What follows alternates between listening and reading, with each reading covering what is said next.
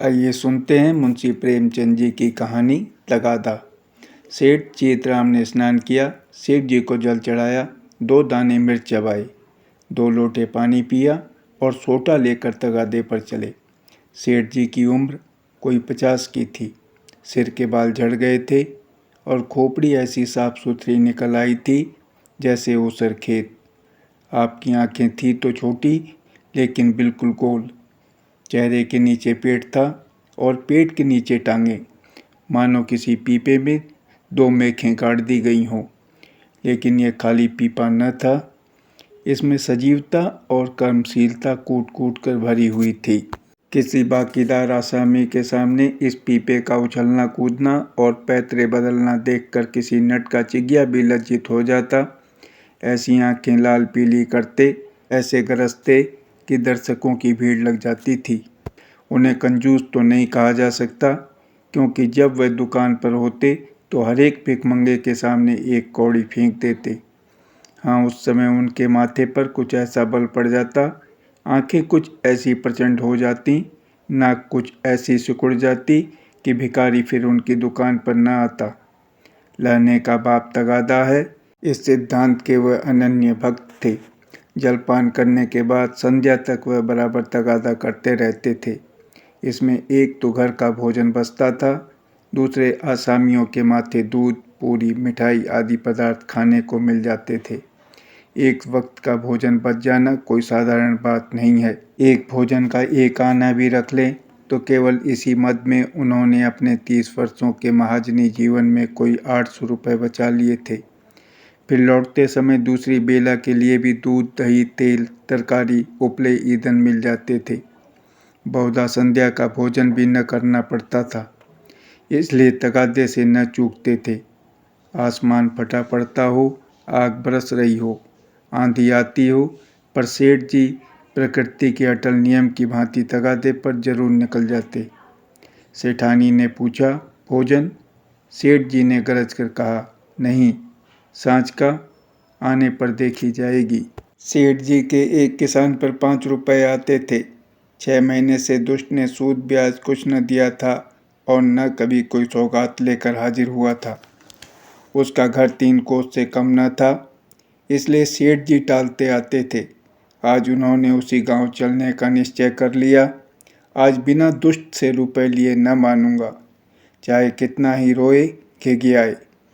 मगर इतनी लंबी यात्रा पैदल करना निंदास्पद था। लोग कहेंगे नाम बड़े दर्शन थोड़े, कहलाने को सेठ, चलते हैं पैदल। इसलिए मंथर गति से इधर उधर ताकते, राहगीरों से बातें करते चले जाते थे कि लोग समझे वायु सेवन करने जा रहे हैं। सहसा एक खाली इक्काउन की तरफ जाता हुआ मिल गया। इक्केवान ने पूछा, कहाँ लाला, कहाँ जाना है? सेठ जी ने कहा, जाना तो कहीं नहीं है, 2 परख तो और है, लेकिन लाओ बैठ जाऊं। इक्के वाले ने चुभती हुई आंखों से सेठ जी को देखा। सेठ जी ने भी अपनी लाल आंखों से उसे घूरा। दोनों समझ गए, आज लोहे के चने चबाने पड़ेंगे। इक्का चला। सेठ जी ने पहला वार किया, कहाँ घर है मियाँ साहब? घर कहाँ है हुजूर, जहाँ पढ़ रहा हूँ वही घर है। जब घर था तब था, अब तो बेघर बेदर हूँ, और सबसे बड़ी बात यह है कि बेपर हूँ। तकदीर ने पर काट लिए, लंडूरा बनाकर छोड़ दिया। मेरे दादा नवाबी में चकलेदार थे हुजूर, 7 जिले के मालिक, जिसे चाहें तो दम कर दें, फांसी पर लटका दें। निकलने के पहले लाखों की थैलियां नज़र चढ़ जाती थी हुजूर। नवाब साहब भाई की तरह मानते थे। एक दिन वह थे, एक दिन यह है कि हम आप लोगों की गुलामी कर रहे हैं। दिनों का फेर है। सेठ जी को हाथ मिलाते ही मालूम हो गया, पक्का फिकैत है, अखाड़ेबाज, इससे पेश पाना मुश्किल है। पर अब तो कुश्ती बच गई थी, अखाड़े में उतर पड़े थे। बोले, तो यह कहो कि बादशाही घराने के हो। यह सूरत ही गवाही दे रही है, दिनों का फेर है भाई, सब दिन बराबर नहीं जाते। हमारे यहाँ लक्ष्मी को चंचला कहते हैं, बराबर चलती रहती है। आज मेरे घर, कल तुम्हारे घर। तुम्हारे दादा ने रुपए तो खूब छोड़े होंगे। इक्के वाला, अरे सेठ, उस दौलत का कोई हिसाब था। न जाने कितने तहखाने भरे हुए थे। बोरों में सोने चांदी के डले रखे हुए थे। जवाहरात टोकरियों से भरे पड़े थे। एक एक पत्थर 50-50 लाख का। चमक दमक ऐसी थी कि चिराग मात, मगर तकदीर भी तो कोई चीज़ है। इधर दादा का 40वां हुआ, उधर नवाबी बुर्द हुई। सारा खजाना लुट गया। छकड़ों पर लाद लाद कर लोग जवाहरात ले गए। फिर भी घर में इतना बच रहा था कि अब्बा जान ने ज़िंदगी भर ऐश किया। ऐसा ऐश किया कि क्या कोई बकुआ करेगा। 16 कहारों के सुखपाल पर निकलते थे। आगे पीछे चौबदार दौड़ते चलते थे। फिर भी मेरे गुजर भर को उन्होंने बहुत छोड़ा।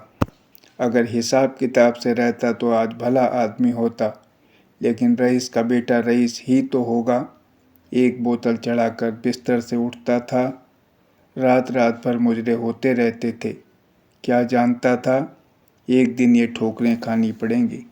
सेठ: अल्लाह मियाँ का शुक्र करो भाई कि ईमानदारी से अपने बाल बच्चों की परवरिश तो करते हो, नहीं तो हमारे तुम्हारे कितने ही भाई रात दिन कुकर्म करते रहते हैं, फिर भी दाने दाने को मोहताज रहते हैं। ईमान की सलामती चाहिए, नहीं दिन तो सभी के कट जाते हैं। दूध रोटी खाकर कटे तो क्या, सूखे चने चबाकर कटे तो क्या, बड़ी बात तो ईमान है। मुझे तो तुम्हारी सूरत देखते ही मालूम हो गया था कि नीयत के साथ सच्चे आदमी हो। बेईमानों की तो सूरत ही से फटकार बरसती है। इक्के वाला: सेठ जी, आपने ठीक कहा कि ईमान सलामत रहे तो सब कुछ है। आप लोगों से 4 पैसे मिल जाते हैं, वही बाल बच्चों को खिला पिला कर पड़ा रहता हूँ।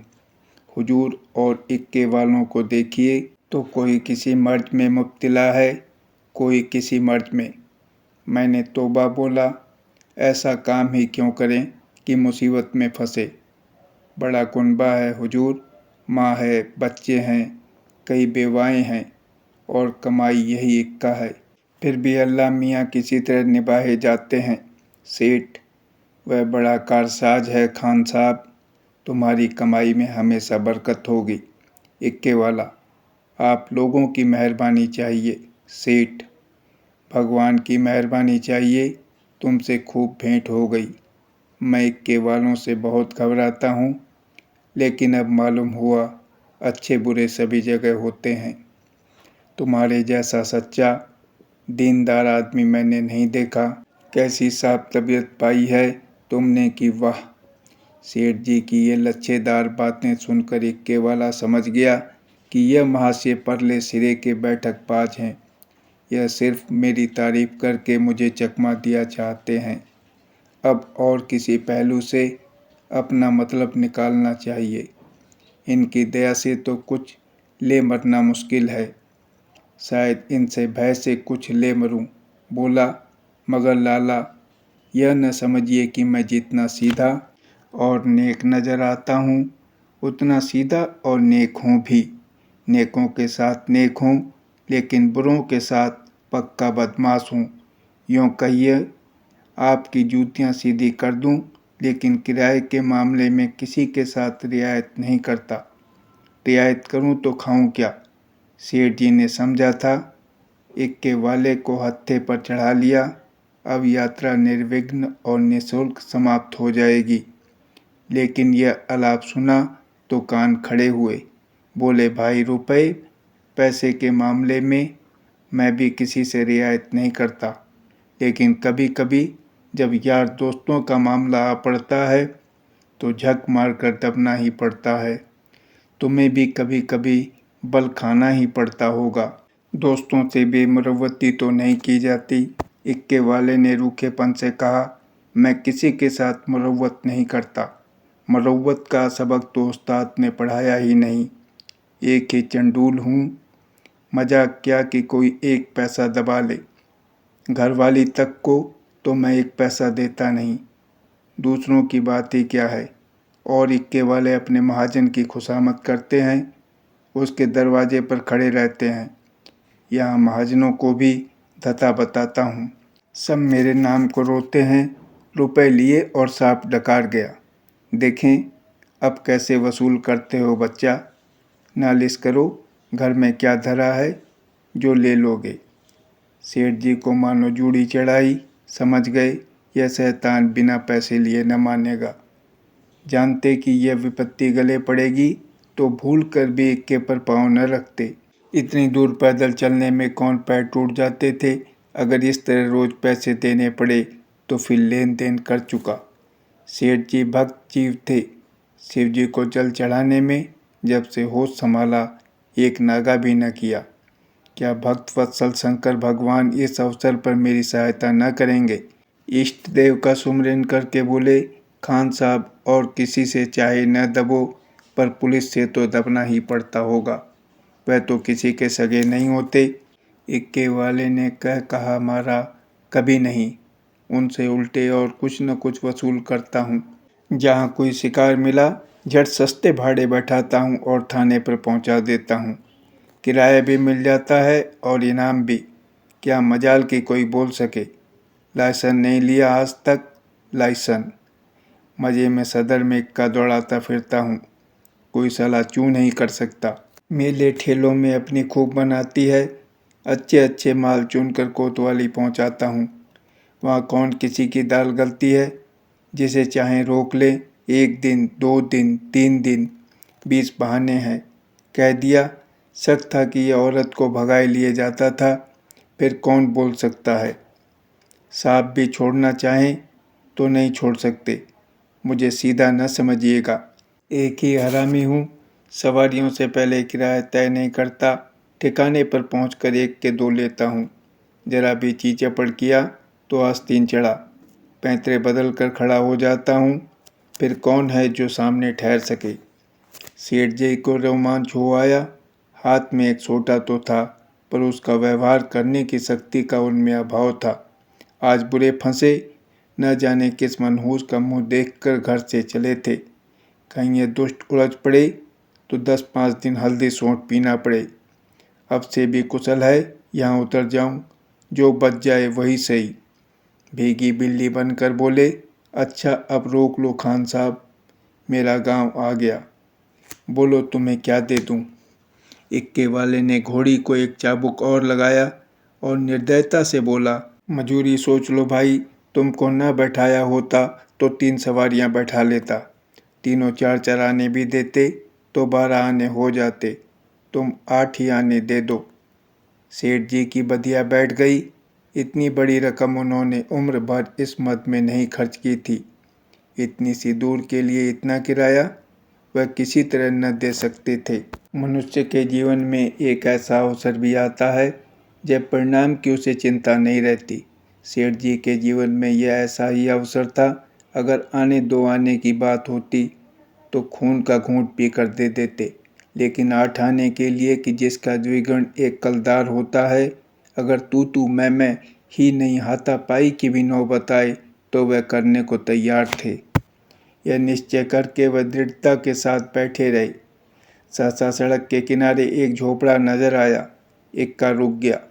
सेठ जी उतर पड़े और कमर से एक 2 अन्नी निकालकर इक्के वाहन की ओर बढ़ाई। इक्का वाहन ने सेठ जी के तेवर देखे तो समझ गया ताव बिगड़ गया। चाशनी कड़ी होकर कठोर हो गई। अब यह दांतों से लड़ेगी। इसे चुबल कर ही मिठास का आनंद लिया जा सकता है। नम्रता से बोला, मेरी ओर से इसकी रेवड़ियाँ लेकर बाल बच्चों को खिला दीजिएगा, अल्लाह आपको सलामत रखे। सेठ जी ने एक आना और निकाला और बोले, बस अब जबान न हिलाना, 1 कौड़ी भी बेसी न दूंगा। इक्के वाला, नहीं मालिक, आप ही ऐसा कहेंगे तो हम गरीबों के बाल बच्चे कहाँ से पलेंगे। हम लोग भी आदमी पहचानते हैं हुजूर। इतने में झोपड़ी में से एक स्त्री गुलाबी साड़ी पहने पान चबाती हुई निकल आई और बोली, आज बड़ी देर लगाई। यकायक सेठ जी को देखकर, अच्छा आज लाला जी तुम्हारे इक्के पर थे, फिर आज तुम्हारा मिजाज काहे को मिलेगा। एक चेहरे शाही तो मिली ही होगी, इधर बढ़ा दो सीधे से। यह कहकर वह सेठ जी के समीप आकर बोली, आराम से चरपैया पर बैठो लाला, बड़े भाग थे कि आज सवेरे सवेरे आपके दर्शन हुए। उसके वस्त्र मंद मंद महक रहे थे। सेठ जी का दिमाग ताज़ा हो गया। उसकी ओर कनखियों से देखा। औरत चंचल, बाकी कटीली, तेज तर्रार थी। सेठानी जी की मूर्ति आंखों के सामने आ गई। भद्दी, थल थल, पिल पिल, पैरों में बेवाय फटी हुई, कपड़ों से दुर्गंध उड़ती हुई। सेठ जी नाम मात्र को भी रसिक न थे, पर इस समय आंखों से हार गए। आंखों को उधर से हटाने की चेष्टा करके चारपाई पर बैठ गए। अभी कोस भर की मंजिल बाकी है, इसका ख्याल ही न रहा। स्त्री एक छोटी सी पंखियाँ उठा लाई और सेठ जी को झलने लगी। हाथ की प्रत्येक गति के साथ सुगंध का एक झोंका आकर सेठ जी को उन्मत्त करने लगा। सेठ जी ने जीवन में ऐसा उल्लास कभी अनुभव न किया था। उन्हें प्राय सभी घृणा की दृष्टि से देखते थे। चोला मस्त हो गया। उसके हाथ से पंखियाँ छीन लेनी चाहिए। तुम्हें कष्ट हो रहा है, लाओ मैं झल लूँ।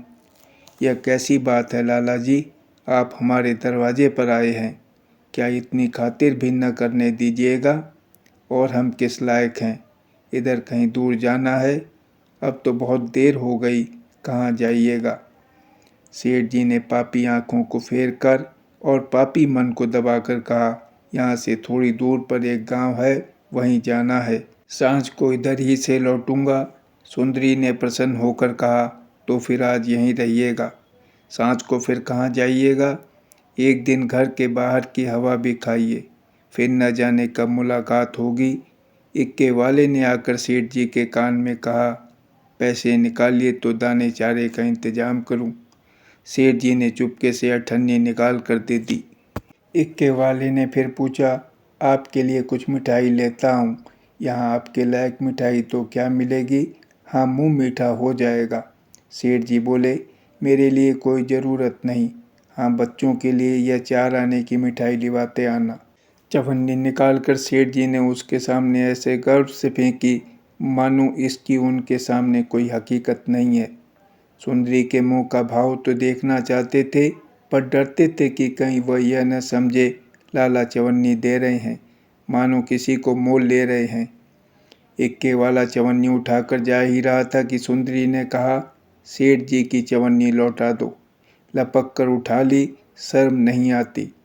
यह मुझसे रुपया ले लो, 8 आने की ताज़ी मिठाई बनवा कर लाओ। उसने रुपया निकाल कर फेंका। सेठ जी मारे लाज के गड़ गए। एक इक्केवान की भठियारिन जिसकी टके की भी औकात नहीं, इतनी खातिरदारी करे कि उनके लिए पूरा रुपया निकाल कर दे दे, यह भला यह कैसे सह सकते थे। बोले, नहीं नहीं, यह नहीं हो सकता, तुम अपना रुपया रख लो। रसिक आंखों को तृप्त करके मैं रुपया दिए देता हूँ, यह लो, 8 आने की ले लेना। इक्केवान तो उधर मिठाई और दाना चारे की फिक्र में चला। इधर सुंदरी ने सेठ से कहा, वह तो अभी देर में आएगा लाला, तब तक पान तो खाओ। सेठ जी ने इधर उधर ताक कर कहा, यहाँ तो कोई तंबोली नहीं है। सुंदरी उनकी ओर कटाक्षपूर्ण नेत्रों से देखकर बोली, क्या मेरे लगाए पान तंबोली के पानों से भी खराब होंगे। सेठ जी ने लज्जित होकर कहा, नहीं नहीं, यह बात नहीं, तुम मुसलमान हो ना। सुंदरी ने विनोद में आग्रह से कहा, खुदा की कसम, इसी बात पर मैं तुम्हें पान खिलाकर छोड़ूंगी। यह कहकर उसने पानदान से एक बीड़ा निकाला और सेठ जी की तरफ चली। सेठ जी ने 1 मिनट तक तो हाँ हाँ किया, फिर दोनों हाथ बढ़ाकर उसे हटाने की चेष्टा की, फिर जोर से दोनों होठ बंद कर लिए। पर जब सुंदरी किसी तरह न मानी तो सेठ जी अपना धर्म लेकर बेतहाशा भागे। सोंटा वहीं चरपाई पर रह गया। 20 कदम पर जाकर आप रुक गए और हाँफ कर बोले, देखो, इस तरह किसी का धर्म नहीं लिया जाता। हम लोग तुम्हारा छुआ पानी पी लें तो धर्म भ्रष्ट हो जाए। सुंदरी ने फिर दौड़ाया। सेठ जी फिर भागे। इधर 50 वर्ष से उन्हें इस तरह भागने का अवसर न पड़ा था। धोती खिसक कर गिरने लगी, मगर इतना अवकाश न था कि धोती बांध लें। बेचारे धर्म को कंधे पर रखे दौड़े चले जाते थे। न मालूम कब कमर से रुपयों का बटुआ खिसक पड़ा। जब एक 50 कदम पर फिर रुके और धोती ऊपर उठाई तो बटुआ नदारद। पीछे फिर कर देखा, सुंदरी हाथ में बटुआ लिए उन्हें दिखा रही थी और इशारे से बुला रही थी, मगर सेठ जी को धर्म रुपए से कहीं प्यारा था। 2-4 कदम चले, फिर रुक गए। यकाएक धर्म बुद्धि ने डांट बताई, थोड़े रुपए के लिए धर्म छोड़े देते हो? रुपए बहुत मिलेंगे, धर्म कहाँ मिलेगा? यह सोचते हुए वह अपनी राह चले। जैसे कोई कुत्ता झगड़ालू कुत्तों के बीच से आहत दुम दबाए भागा जाता हो और बार बार पीछे फिर कर देख लेता हो कि कहीं वे दुष्ट आ तो नहीं रहे हैं। धन्यवाद।